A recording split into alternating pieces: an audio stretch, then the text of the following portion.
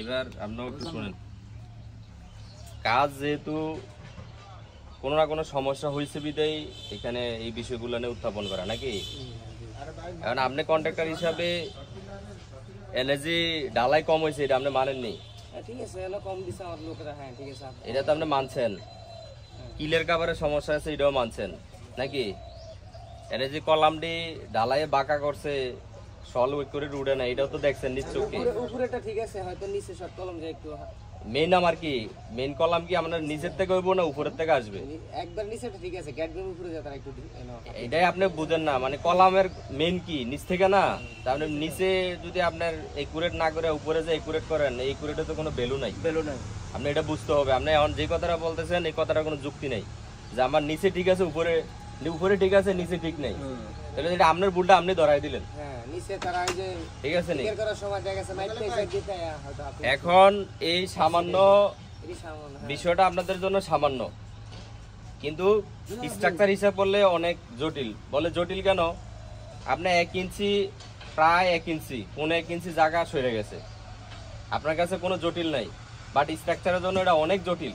কিন্তু এই বিষয়টা আপনাদেরকে আমাদের কথার ভাষাতে বোঝানো যাবে না যতদিন না কোনো দুর্ঘটনার সম্মুখীন না হন। কারণ এই দেশের মানুষের একটাই সমস্যা, যতদিন মাথার উপরে বাড়ি না পড়বো ততদিন মানুষের কোনো সোজা হইতো না, কোনো মানুষ সোজা হয় না। মানে হ্যাঁ রয়েছে একটা দুর্ঘটনা হবে, আপনারা বলতেছে যে ফায়ার সার্ভিস বা আনুষঙ্গিক কাজের জন্য আমরা সেফ থাকার জন্য, যেদিন আগুন লাগে এই দিন কয় আরে রাস্তাটা বড় হইলে ভালো ছিল, তাহলে আমার ফায়ার সার্ভিসের গাড়িটা ঢুকতো, আমার বিল্ডিংটা ক্ষতিগ্রস্ত হইলো না। ঠিক না? একটা বিল্ডিং ভাঙ্গা ফিরে গেলে সয়েল টেস্টটা করার দরকার ছিল, তাইলে মাটির অবস্থাটা জানতাম, বিল্ডিংটা ভাঙলো না। লাগবে কত? 10,000 টাকা, কিন্তু প্রায় 1 কোটি টাকার জিনিস শেষ। এখন আপনাদের বিষয়গুলা তদারকির দায়িত্ব হচ্ছে আমরা যারা ইঞ্জিনিয়ার আছি, আপনাদের কাজগুলো চেক দেওয়া।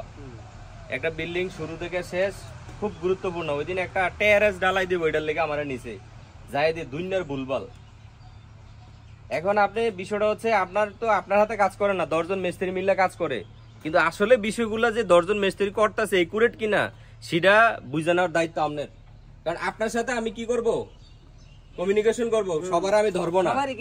কথা বুঝছেন নি? এখন যে বিষয়গুলো হয়ে গেছে, এই বিষয়গুলো যে ক্ষতি হয়েছে মালিকের, এটা তো আপনি বুঝছেন নাকি? ক্ষতি তো সামান্য হয়, টুকটাক হবে। সামান্য বললেন না, মানে ক্ষতি হয়েছে সেটা বলেন। শুনেন, রোজা রমজান কাল বেশি কথা বলা ঠিক না। এখন বেশি কথা বলতে গেলে আরো বেশি মার্কেটিং হবে, ওনার লগে ওনার মন মালিন্য হবে, এক্সপার্টে গালাগালি মারামারি অনেক কিছু হয়ে যেতে পারে। এখন রোজা রমজান কাল এটা যে হয়ে গেছে এটা আমরা মাইনা নেন যে আমার এটা হয়েছে, এরপরে পদক্ষেপ কি এটা আমরা দেখবো। কিন্তু আপনি যখন গোরামি করবেন যে আমি মানি না, এটা আমার ভুল হয় নাই, তখন তো মালিক আরো কথা আপনি বুঝতে পারছেন নি।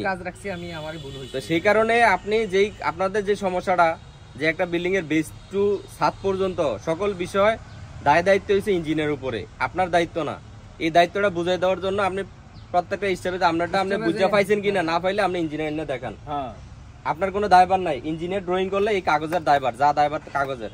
কিন্তু দেখা গেছে প্রত্যেকটা স্টেপে আপনার মতো করে আপনি কাজ করছেন, মালিকে বুঝছে না বুঝছে এখন আইসা দেয় যে সরজমিনে এই সমস্যা হয়েছে।